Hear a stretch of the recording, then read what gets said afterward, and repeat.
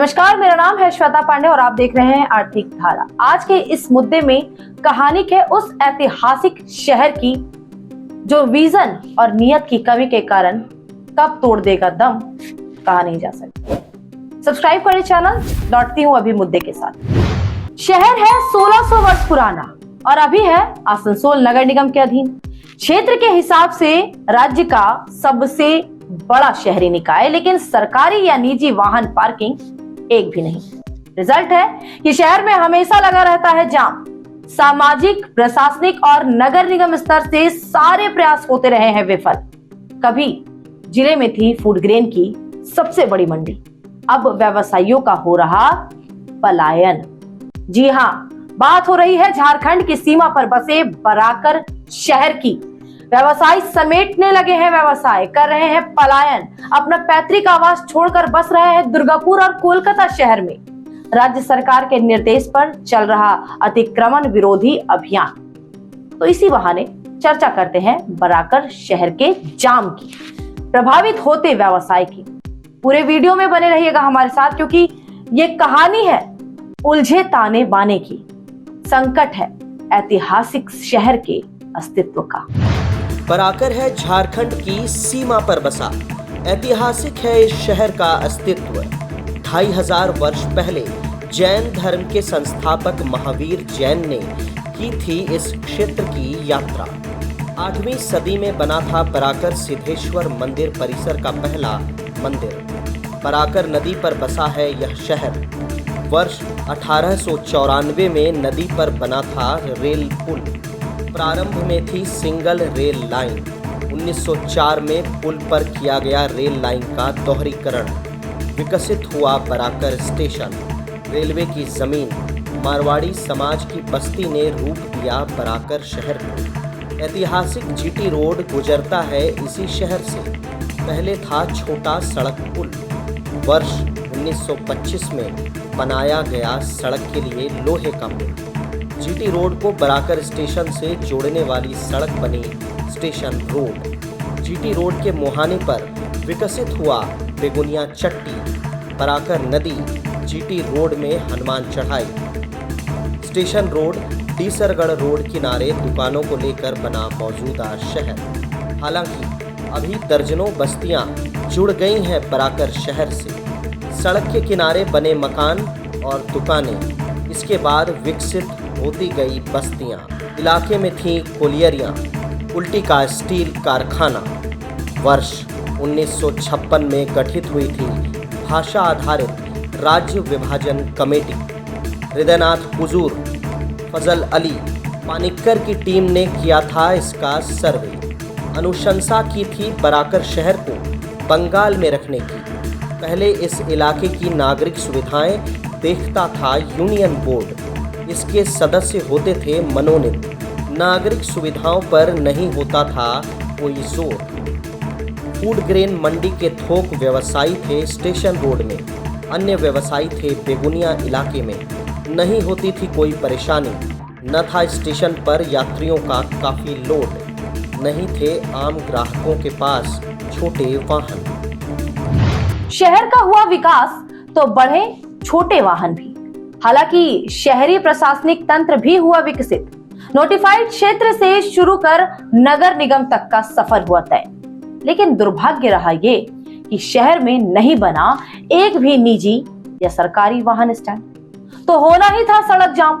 व्यवसायियों और ग्राहकों के वाहन पार्क होते हैं दुकान के सामने ही। सड़क चौड़ीकरण का तो कोई स्कोप ही नहीं। बेरोजगारी के कारण सड़क किनारे लगने लगे हैं ठेले और दुकान। प्रयास हुए लगातार, लेकिन रिजल्ट रहा ढाक के 3 पार। समय के साथ साथ विकसित हुआ प्रशासनिक तंत्र भी। पहले सुविधाएं देखते थे जमींदार। आजादी के बाद जिम्मा संभाला सरकारों ने। 1981 में शहर के विकास का दायित्व था यूनियन बोर्ड के पास। इसके सदस्य होते थे सरकार द्वारा मनोनीत। वाम मोर्चा राज्य सरकार ने 1981 में इसे किया नोटिफाइड एरिया घोषित। बराकर शहर हुआ इसमें शामिल। इसके सदस्य भी हुए सरकार द्वारा मनोनीत। वर्ष 1993 में बनी उल्टी नगर पालिका। नोटिफिकेशन के समय थे 30 वार्ड। 1994 में हुआ कुल्टी नगरपालिका का पहला चुनाव। 1999 में वार्डों की संख्या बढ़कर हो गई 35। वर्ष 2015 में कुल्टी नगरपालिका का विलय हो गया आसनसोल नगर निगम में। इस समय है कुल्टी में 28 वार्ड।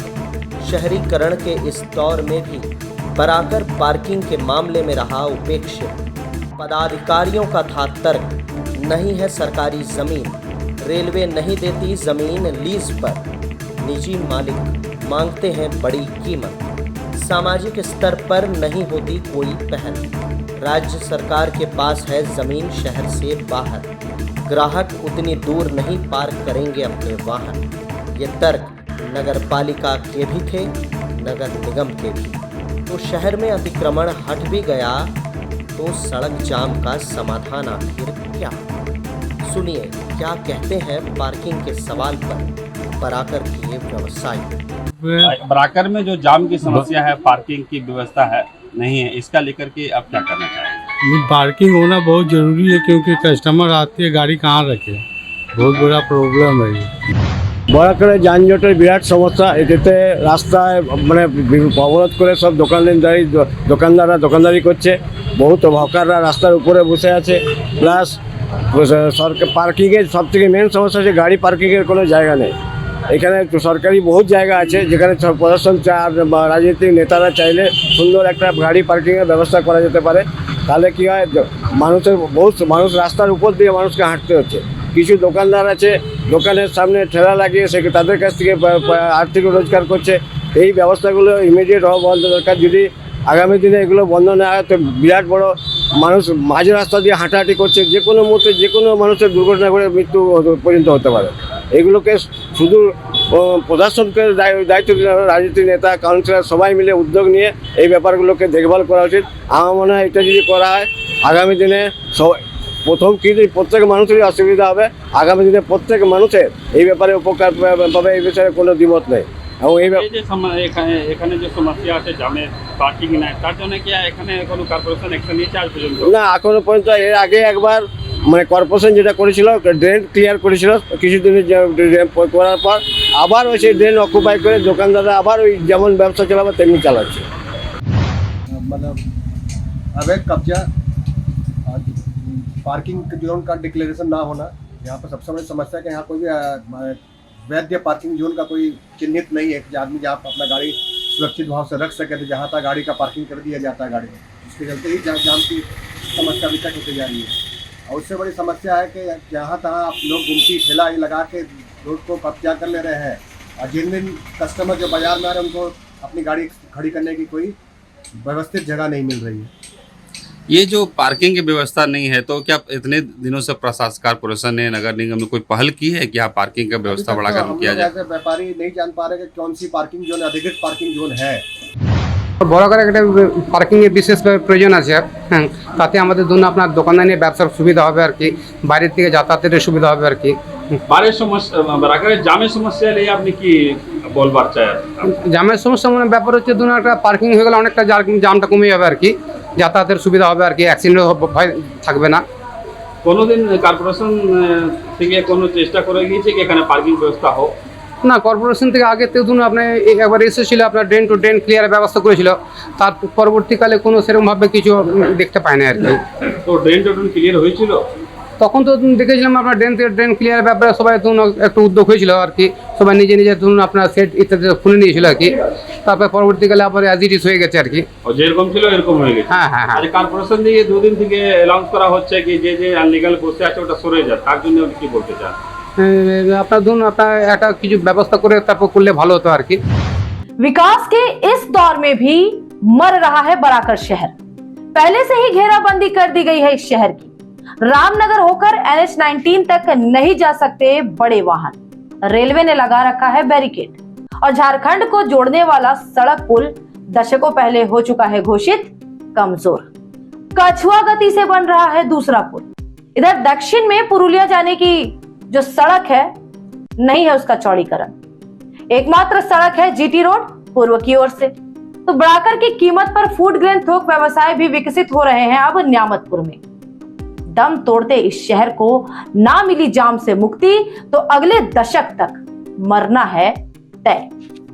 विज्ञान के इस युग में समाधान नहीं है संभव, नहीं है तो निगम प्रशासन और राज्य सरकार की नीयत और विजन। व्यवसाय भी है सरेंडर सरकार के राजनीतिकरण से। सुनने, देखने और करने की हिम्मत ही नहीं राजनेताओं में। प्रशासनिक अधिकारियों ने तो बेच ही दी है अपनी अहमियत। तो भविष्य देगा जवाब। शहर को मिलेगा नया जीवन या इतिहास के पन्नों में ही सिमटेगा ये ऐतिहासिक शहर। वीडियो में इतना ही।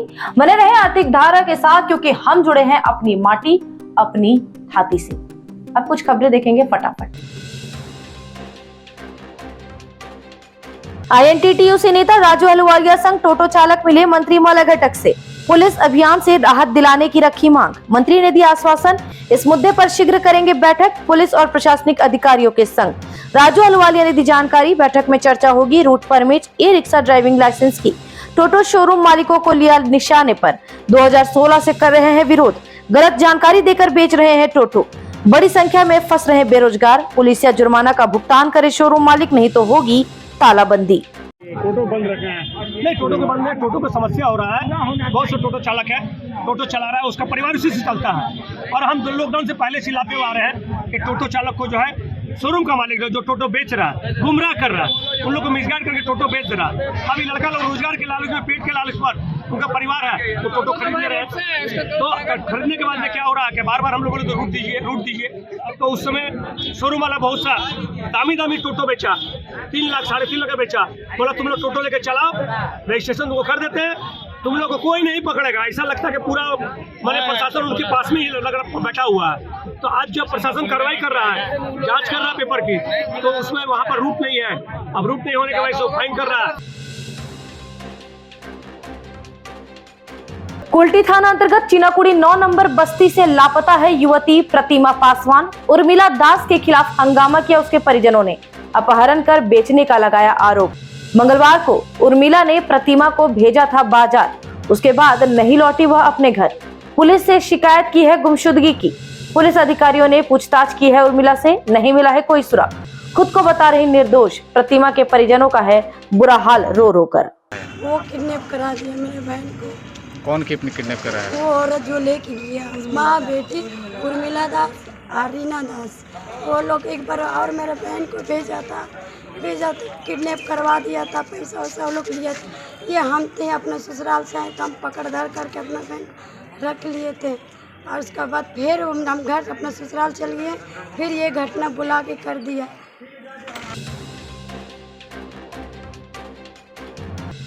इक्कीस जुलाई को कोलकाता में शहीद रैली निकालती है तृणमूल। उसकी तैयारी के लिए मंत्री मौला घटक ने लगातार 2 दिन की बैठक जिला पार्टी कार्यालय में। आसनसोल नॉर्थ विधानसभा क्षेत्र के दोनों प्रखंड कमेटियों की हुई अलग अलग बैठक। क्षेत्र से हजारों कार्यकर्ताओं समर्थकों की भागीदारी का दावा। बैठकों में शामिल थे उप मेयर सह INTTUC जिला अध्यक्ष अभिजीत घटक भी, प्रखंड अध्यक्ष सह MMIC गुरदास चैटर्जी, अनिमेश दास, उत्पल सिन्हा और सभी पार्षद। रानीगंज में निकाली गई ऐतिहासिक रथ यात्रा। पीतल के रथ की यात्रा का है 99वां वर्ष। पहले निकलता था लकड़ी का रथ। सियारसोल राज परिवार ने की थी इसकी शुरुआत। रथ पुरानी राजबाड़ी से जाता था नए राजबाड़ी तक। लगता है 8 दिवसीय मेला। पहले बिकते थे खेती से संबंधित उपकरण, अब बदल गया है स्वरूप। राज परिवार के सदस्य प्रमथनाथ ने बनवाया था पीतल का रथ। राज परिवार के कुल देवता दामोदर चंद्र जीव, जगन्नाथ भगवान, बलराम और सुभद्रा रथ पर होते हैं विराजमान।